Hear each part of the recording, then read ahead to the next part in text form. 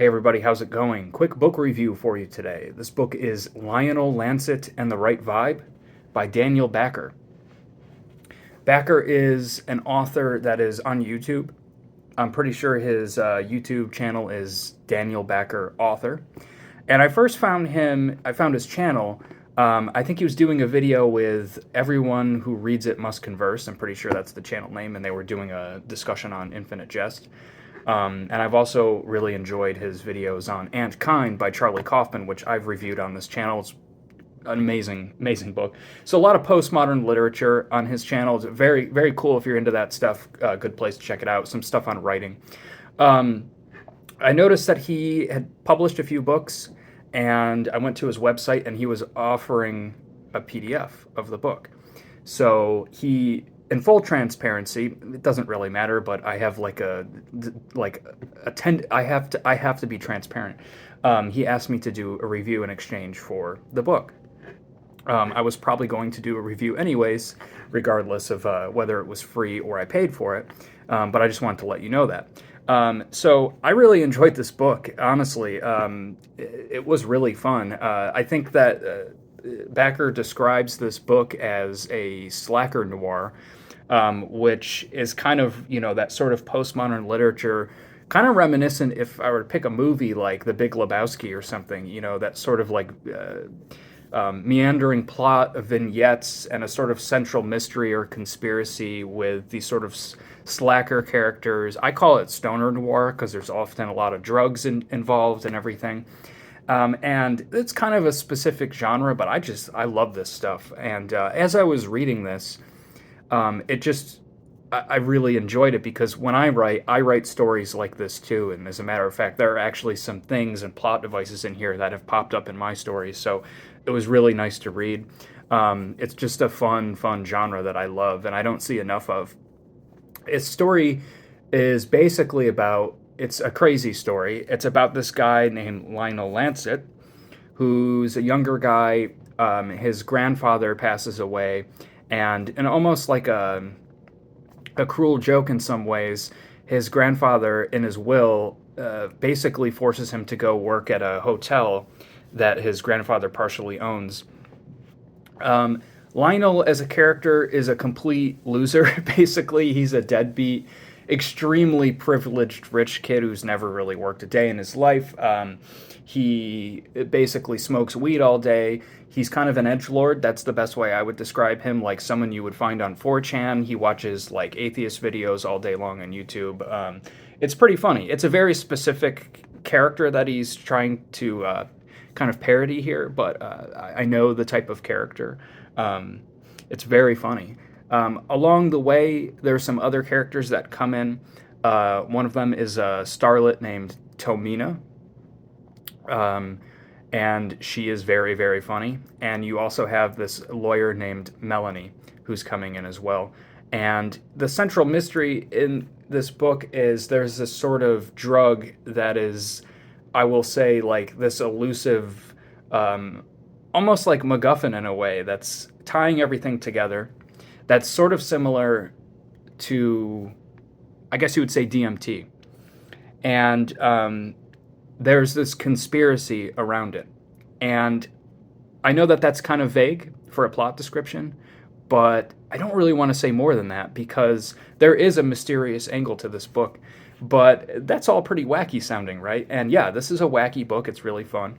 And I really like what Backer did because you have these characters like I feel like what I think he was going for was making fun of this sort of pseudo-intellectual person. You have the character of Lionel who is, like watches like Richard Dawkins videos all day long and like, it kind of bases his personality on this sort of pseudo-intellectual thing. He watches like Joe Rogan constantly. And then you also have like one of the characters is like in the opposite direction, like doing tarot cards constantly and like it has that sort of pseudo-intellectual angle. These kinds of people that use these sorts of personalities as a shield. It's a very pointed and funny look at things. And also people who use this sort of pseudo-spirituality as a sort of shield as well. Like these sort of spiritual, like, I wouldn't say spiritual gurus, but I think, like those kinds of people that use like psychedelics as a sort of spiritual tool, but which is fine in and of itself, but these people use it in a marketing way. So there's an underhanded sort of theme in this book of, pseudo intellectualism, using spirituality as a crutch, using drugs to fill a hole, basically, or like self medication, and just in general, like these sorts of consumerist sorts of people that are trying to sell you something from all sides, everywhere. It's pretty balanced all the way around. I really, really like this book. The first thing that struck me about this, first off, this book is hilarious. There are a lot of funny scenes in here. Really, really funny writing. And the prose is great. When I read, prose is very important to me. Very, very important. It's almost more important than the story. It might even be. Right from the get-go, it's great. And when I read a book where you can tell from like the first few pages that the author has great prose, which he makes fun of a little bit in this book, I found funny. You feel like you're in good hands, like you feel like no matter where the story goes, I'm going to read some good writing. So that was really great. I only have one criticism of this book, and it's very personal to me, and it's that this is a very philosophical book. Bakker has a lot to say, and too much for me to. I don't want to ruin it. I want you to discover that on your own. But there's a lot of heavy topics discussed in this book that would be too heavy to get into right now. I do find at times that he kind of breaks away from the story and gets into these essay sections. And I think some people like that. And I've read other authors that do that, like David Foster Wallace does that. Of course, he's written his essay books, but he does break away into essay discussions. I find that these discussions are stylistically very different than the rest of the book. They're written more in like an academic way. And it takes me away from the story. There's a section where he's talking about Milo Yiannopoulos. Very funny stuff. Like, it's really funny. But it's like, it starts to feel like an opinion piece. And I just think that there are more creative ways to work that into the story. That only happens like twice. And it's not like it ruined the book or anything. But it did bother me, and I wanted to point that out. Granted, it's very, very well written, but it's, like I said, it's written in more of an academic style than the rest of the book.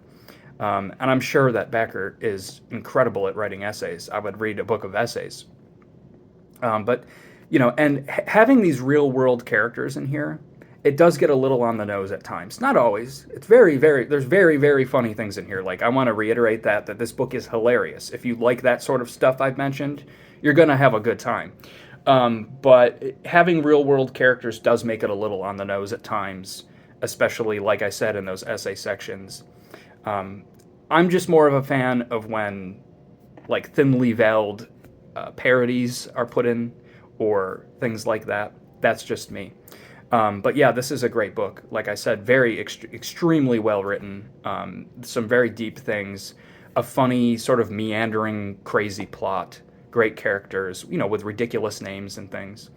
Tomina, who I mentioned, is spelled like Tomiina, which is just like, how do you pronounce that?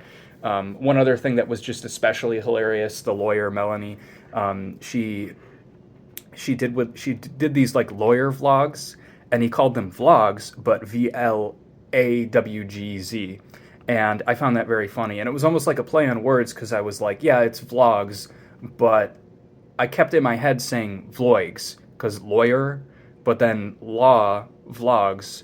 If that makes sense to you, I found that play on words very, very funny, and it's great. And there's a ton of little things in there, and it's like, these are the things that would only work in a book, and that's the mark of a good writer, where they throw these things in that just don't work in any other format than the written word. So yeah, this is a great book, man. I definitely recommend, if you like this kind of stuff, to check it out. It's a quick read. It's about 215 pages or so. Yeah, it's awesome. He has another book called Abraham that's a novella. I look forward to checking that one out as well. And yeah, I'll be back with something else. I'm reading Mentioned I'm reading The Instructions by Adam Levin right now. That's a really long book. It's going to take a while for me to get through. I'm also reading a book called In the Woods by Tana French, which is like a literary murder mystery detective story. She's a pretty popular author. I've never read her before, so I'll be back with something like that. And yeah, I hope you all are having a good day. If you want to let me know what you've been reading, that'd be cool. I always like to hear what people are up to, or if anyone has suggestions or anything. Yeah. All right. Peace out. See you next time.